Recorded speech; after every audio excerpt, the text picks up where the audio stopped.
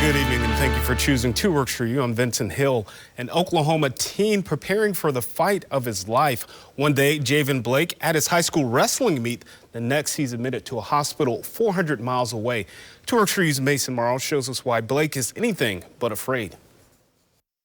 I mean, it's still just not real because it feels like I should be at home or going to practice. Briar High senior Javen Blake sits with his father, Robert O'Connor, and talking with 2 Works for You from a room at St. Jude's Hospital in Memphis, Tennessee. It kind of feels like we're in a whirlwind right now. 2 days ago, Javen was on the mats in Veneta, Oklahoma, warming up for a wrestling duel alongside his Tigers against the Hornets. They called me and was like, hey, we're coming to pick you up. You got to get admitted. There's something wrong with your blood. The day before that call, Javen visited the doctor and had blood labs drawn. He tells 2 Works for You he just recovered from a bout with coronavirus and was bothered by lumps in his throat. It got big and it was hurting real bad to swallow and eat. Javen defeated COVID, but Friday, a St. Francis doctor showed him his next match, the hardest opponent of all. It didn't seem real at first. I felt okay, it's like I didn't feel like I had cancer. Acute Myeloid Leukemia, a blood disease formed from his bone marrow. It's a little bit more serious than